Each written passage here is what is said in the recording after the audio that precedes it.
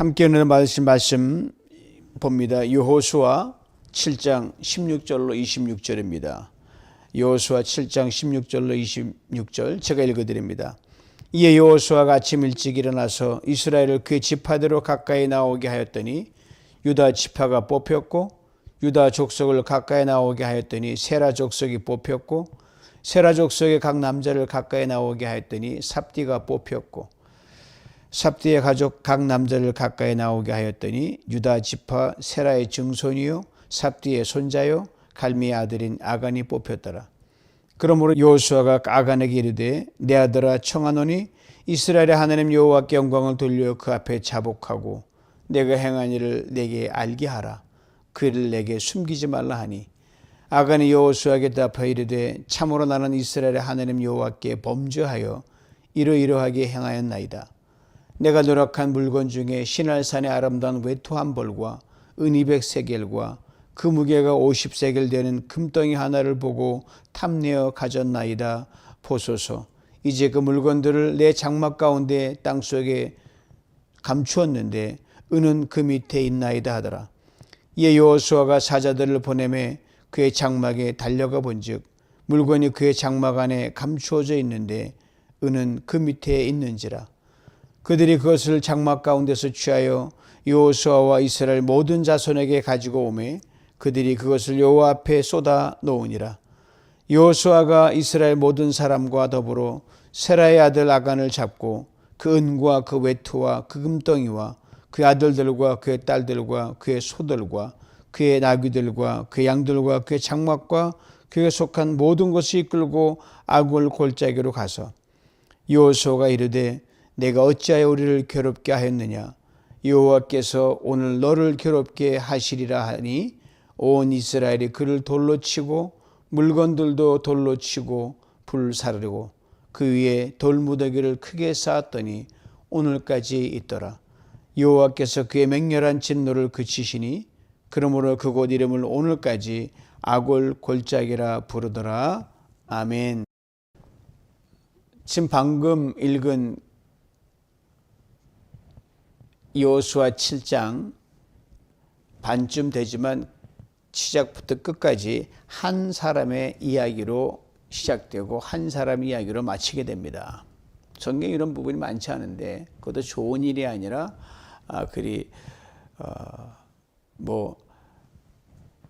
좋지 않은 일, 참 부끄러운 일로 한 장을 차지하고 있습니다. 이름이 아간입니다. 그 여리고 전쟁 이후에 하나님께서 온전히 바치라 하신 그 전리품 가운데 지극히 얼마 안 되는 자의 소유로 가져다가 감추었다가 그 큰 사단이 난 거죠. 겉으로 보면 작은 일 같지만 하나님 앞에서는 결코 작은 일이 아니었다는 거, 이걸 우리가 놓쳐서는 안 됩니다. 가나안 땅에 돌아 첫 번째 치른 전쟁이 여리고 성을 무너뜨리는 그 전쟁이었거든요. 단순한 승리가 아니었습니다. 이 전쟁은 구약시대 늘 하나님의 강조한 첫 열매의 성격을 지닌 굉장히 의미 있는 승리요 의미 있는 전쟁이었습니다. 처음 난 것은 다 하나님 거라 그랬거든요. 장자도 그렇고 사람부터 모든 식물과 동물 다 마찬가지로. 그 여리고는 하나님의 것이었습니다. 전쟁의 전리품을 취하는 건 당연히 정복자의 몫이지만 이 첫 번째 전쟁에 취하는 모든 것들은 하나님이 주도하셨고 하나님의 것이기 하나님께 돌리라고 하나님 애당초 못을 박아놓으셨어요. 온전히 드리라. 근데 아간은 그 구별된 그 손을 댔습니다. 하나님 온전히 바치라. 0.00%의 부족함도 없이 그대로 돌려보내라고 했었어요. 근데 그걸 가져갔으니까 하나님 걸 훔친 것이지요. 자녀들이 아버지의 소중한 것을 허락도 없이 슬쩍 가져간 것과 똑같습니다. 부모 자식 간에도 도둑질이거든요. 하나님께서 6장 18절에 어떤 것이든 취하면 이스라엘 전체가 바친 것이 되어 재앙이 올 것이다. 어떤 것 취하면 이스라엘 전체가 그로 인해서 큰 어려움을 겪게 된다 그랬습니다. 한 사람의 죄는 한 사람의 문제가 아니라 언약 공동체 전체에 파급 효과가 있습니다. 그래서 그 한 사람이 중요한 거예요. 아무것도 아닌 것, 그 자그마한 것이 중요한 거예요. 자, 아간이 훔친 양은 얼마나 될까요? 전리품 전체, 그 여리고 전체를 갖다가 다 회파하고 뺏어왔으니까, 사람이 다 잡아왔으니까 전체에 비하면 얼마 안 되는 양이에요. 외투 한 벌입니다. 은 200세겔, 금 50개엘 한 덩어리. 뭐 개인이 볼 때는 탐났겠죠. 별거 다른 것처럼 보이지만 하나님 그것을 도둑질했다, 속였다, 네 물건 가운데 거룩한 하나님 것을 숨겨뒀다 이렇게 말씀하셨습니다. 하나님 것을 욕심냈습니다. 하나님은 속였습니다. 자기 삶 가운데 숨겨놓은 거예요. 선악과 사건도 똑같아요. 보았고 탐냈고 취했다. 보암직도 하고 먹음직도 하고 따먹은 거 아닙니까? 다 선악과의 그 근본 뿌리가 들어가 있습니다. 더 큰 문제는요, 이 사실을 이스라엘 공동체가 여호수아로부터 전혀 몰랐다는 거예요. 뭐 도둑 하나 열이 못 지킨다고 어떻게 합니까? 훔쳐가겠다는데 못 감당하거든요. 그래서 승리의 여호수 큰 성 여리고성을 물리친 기세를 모아 그 아이성은 상당히 작았거든요.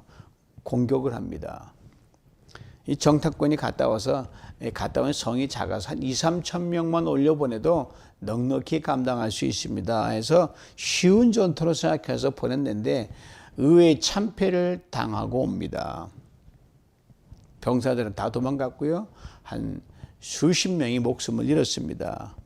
아이생은 전혀 피해가 없었고요. 여호수아는 패배를 견딜 수가 없는 겁니다. 옷을 찢고 장로들과 함께 티끌을 뒤집어진 채 하나님 법궤 앞에 하소연을 합니다. 들어보세요. 주여 어찌 우리를 요단강 저편에서 데려오셨습니까? 차라리 그곳에 머물렀다면 이 꼴을 안 보지 않습니까? 라고 원망을 했어요. 지도자의 깊은 절망과 혼란, 하나님 앞에 솔직하고 절박한 고백이 터져 나옵니다. 하나님은 그 원인을 분명하게 일깨워 주셨습니다. 너희가 내 전리품을 온전히 드리지 않았기 때문에 그렇다. 깜짝 놀란 거예요.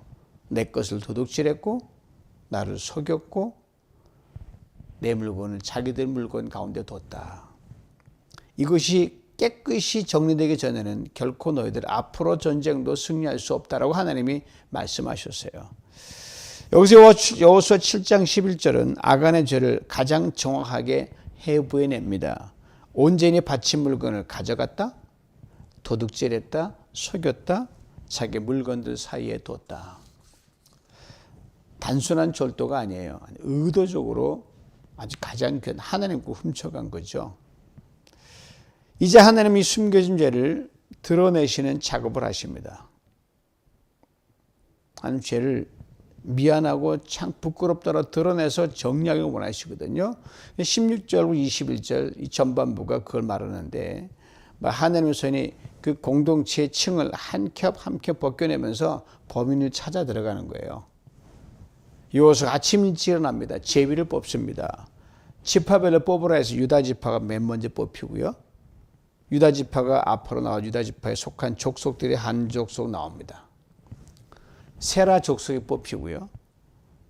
그 가운데 갈미의 집안이 뽑히고 그 갈미의 집안 사람들이 한 사람만 나오는 거예요. 그리고 마침내 아간이 딱 지목이 됩니다.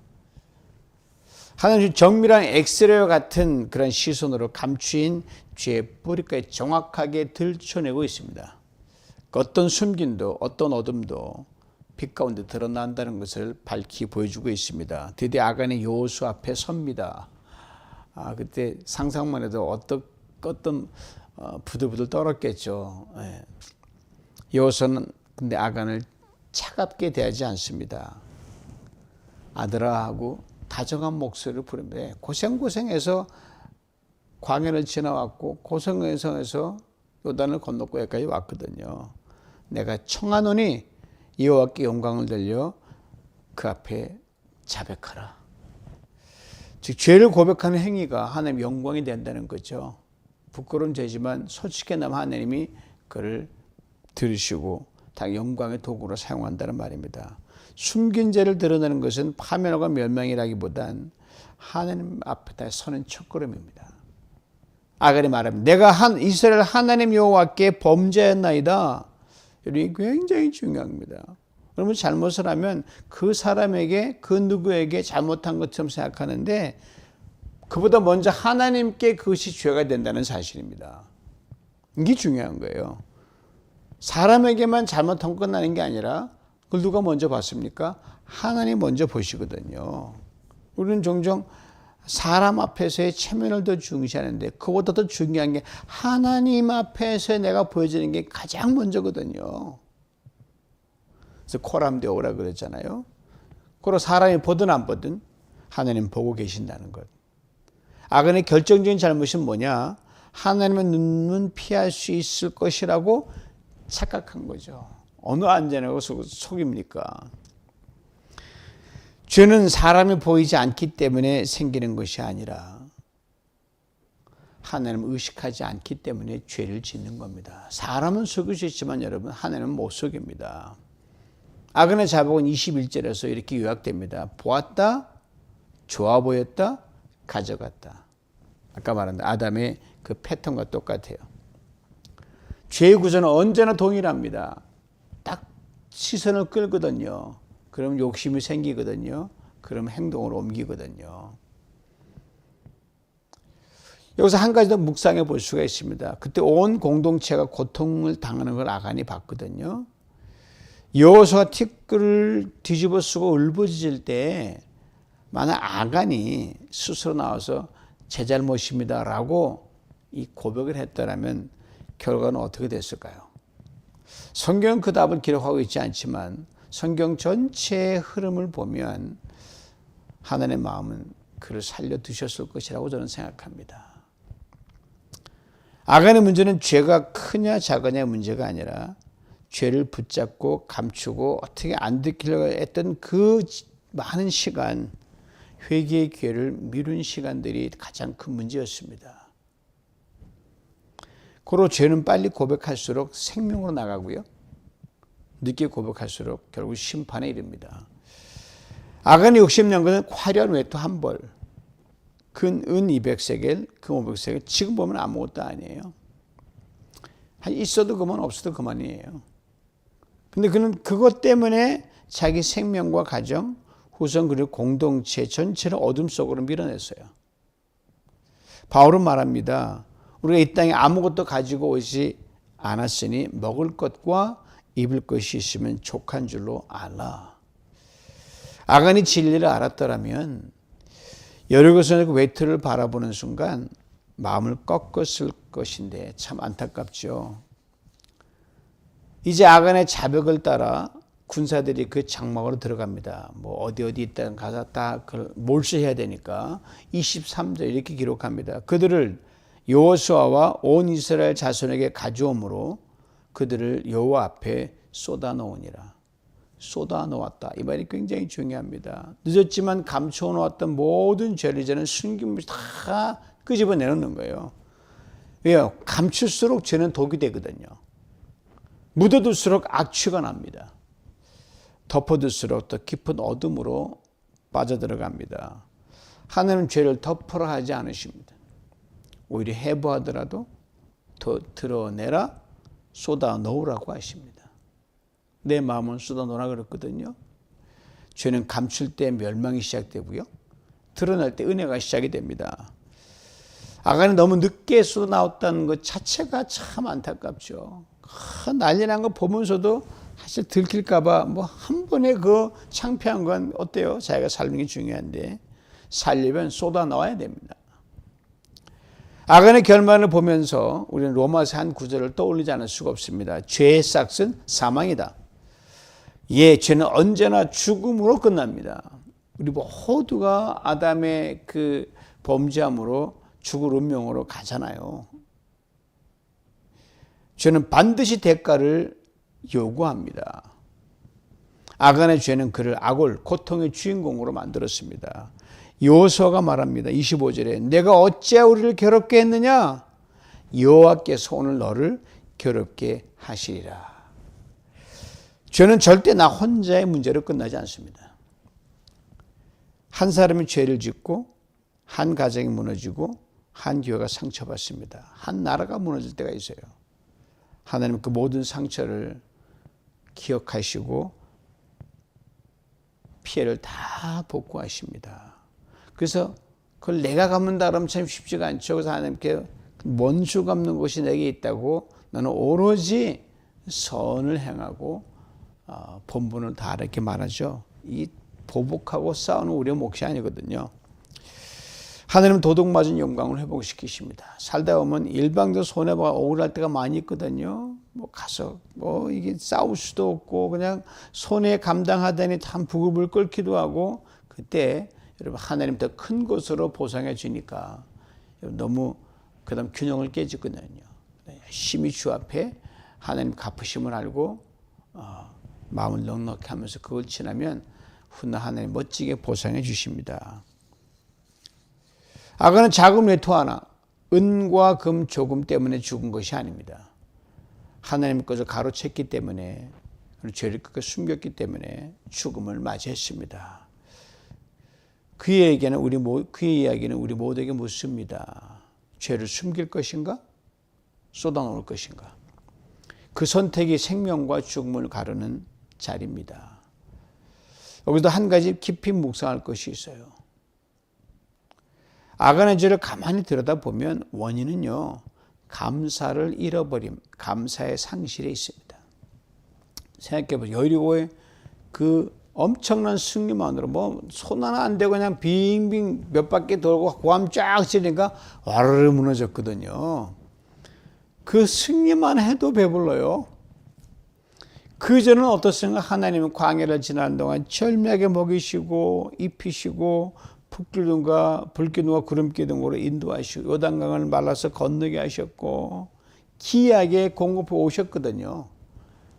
이미 받은 은혜만 헤아려 더 이상 바랄 것이 없는 이스라엘 공동체요. 그 공동체에 속한 한 사람 한 사람 가문 족속이란 말입니다. 근데 한 날 얼마 되지 않은 전리품에 눈이 멀었어요. 하나님 분명히 이거는 안 된다. 필요하면 주시지 안 주시겠어요? 첫 열매 첫 승리 내 거다. 하나님의 존재를 각인시킨 거죠. 결국 아간 사건은 이미 받은 은혜에 대한 감사가 사라진 사람이 만들어낸 비극적 사건입니다. 감사를 잃으면 여러분요, 그 후유증은 엄청납니다. 감사가 사라진 자리에서 탐심이 자라납니다. 탐심이 자란 자리에는요, 죄가 문 앞에 엎드립니다. 악을 골짜기는 우리에게 이렇게 말합니다. 감사를 잃어버릴 때 우리는 어느새 고통의 깊은 골짜기 악올로 떨어진다. 우리는 11월 감사의 달을 지나고 있고 다음 주면은 추수감사주의를 맞습니다. 아간처럼 아직 받지 못한 것, 내 손에 없는 것만 바라보다가 이미 여기까지 인도하신 하나님의 은혜, 이미 채우신 은혜, 이미 지키신 은혜에 대한 감사가 멎거나 있거나 희석되지는 않았는지 깊이 돌아봐야 됩니다. 아간은 외투 하나, 은과 금 조금 붙잡다가 광야 40년 동안 지키시고 먹이신 하나님의 엄청난 은혜, 홍해를 갈라놓으신 은혜, 여리고성이 무너진 내린 기적을 한순간에 잊어버린 거예요. 사랑하는 성도 여러분, 감사가 끊어지면 시선이 확 뒤바뀌어 버립니다. 하나님께 이미 다 주신 것에서 사탄이 이것도 없고 저것도 없고 하는 없는 것 쪽으로만 관심이 이동하게 됩니다. 그러니까 자꾸 무리수를 두는 거예요. 감사가 사라질 때 우리는 아간의 길을 걷기 시작합니다. 그래서 악을 골짜 우리에게 경고할 뿐 아니라 초청합니다. 감사의 자리로 돌아오라. 이미 받은 은혜를 세워보라. 여기까지 인도하신 하나님께 최고의 감사를 올려드리라. 이번 감사의 달 다가오는 추수감사주일 한 주 앞두고 이 말씀 앞에 우리를 다시금 추스릴 수 있길 원합니다. 아간처럼 전리품 몇 조각에 마음을 빼앗긴 인생이 아니라 이미 주신 은혜를 하나하나 세어보며 최선의 감사로 주님 앞에 서는 복된 추수감사주일 되기를 축복합니다. 사랑하는 성도 여러분, 아간은 자신의 죄 때문에 아골 골짜기의 주인공이 됐습니다. 원래 아골 골짜기는 원래 고통이라는 곳이 원래 있었어요. 그것의 주인공이 돼버린 거죠. 장소의 주인공이 사람이 돼버린 거예요. 죄의 삭은 사망입니다. 아간의 길은 죄가 이끄는 인생의 필연적 결말이었습니다.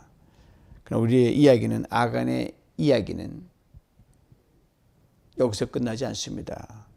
이미 구약 통독을 마쳤지만 호세아 2장 15절이 참 귀한 약속의 말씀이 있습니다.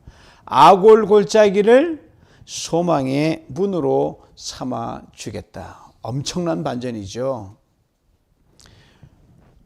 본래부터 고통의 골짜기였던 그 자리, 절망의 땅이 어떻게 소망의 땅이 될 수 있을까요? 먼 훗날 예수 그리스도께서 우리의 죄와 허물과 교만과 악을 다 짊어지시고 십자가에 죽으심으로 하나님 아골을 소망의 문, 생명의 문으로 바꾸셨습니다. 우리가 짊어져야 할 모든 죄의 짐, 문제의 짐을 주님이 대신 짊어지시고 우리가 버려야 할 자리에서 그분이 우리가 버려져야 할 자리에 주님이 버림당하시고 우리가 심판받아야 할 자리에서 주님이 심판 대신 받으셨습니다. 예수님 죄가 없으신 분이셨어요. 그러나 하나님은 예수님을 아간처럼 죄를 지은 자처럼 취급하셨습니다. 우리가 아골 골짜기에 끌려가지 않도록 주님이 대신 아간의 자리에 서셨습니다. 그 죄의 삭은 분명 사망이지만 십자가의 은혜는 우리를 아골에서 아멘으로, 기쁨으로, 절망에서 소망으로, 죽음의 생명으로 옮겨주셨습니다.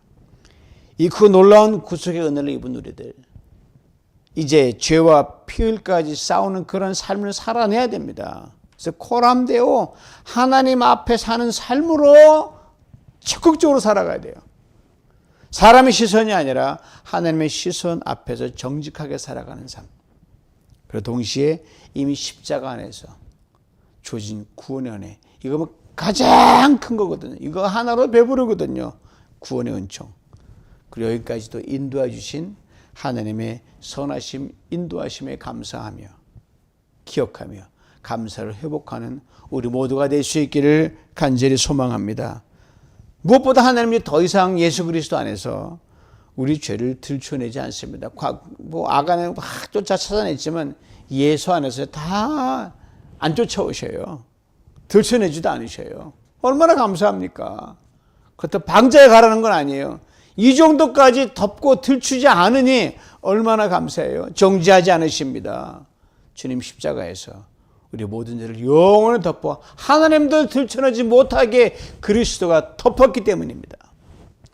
이 덮으심의 은혜 안에 또 여기까지 인도하신 크고도 세밀한 은혜 앞에 또 감격하여 우리의 삶 전체를, 우리의 모든 존재를 하나님께 드리는 복된 그릇, 거룩한 하나님의 그릇으로 변기로 살아가는 저와 여러분 되시기를 간절히 소망합니다. 그리고 다가오는 추수감사절을 향하여 최고 최선의 감사를 올려드리는 신실한 믿음의 하나님의 신실한 사람 될 수 있기를 주님의 이름으로 축원합니다. 주님, 오늘 말씀 앞에 서보니 아간은 우리의 이야기입니다. 아골은 우리가 떨어질 수 있는 골짜기임을 깨닫습니다. 그날 십자가의 주님이 이 골짜기 한복판에 서셔서 우리를 대신하셨기에 우리가 아골에서 소망으로 옮겨진 은혜를 찬양합니다. 주님, 우리 마음 깊은 곳에 감추어 두었던 것들이 있다면, 죄든 허물이든 모든 더러운 게 있다고 하면 오늘 시간 모두 쏟아넣게 하시고 감사를 잃어버린 마음을 무엇보다 회복하게 하여 주시옵소서. 하나님 앞에서 코람되어라는 이 자세로 정직하고 깨끗한 심령으로 다시 살게 하여 주옵소서. 예수 그리스도의 은혜로 죄는 덮이고 삶은 새로워지며 아굴은 소망의 문이 되게 하시니 참으로 감사합니다. 이 은혜 앞에 우리의 전 존재를 드려오니 감사의 사람으로 새롭게 중생하게 하여 주시옵소서. 예수님의 이름으로 기도하옵나이다. 아멘.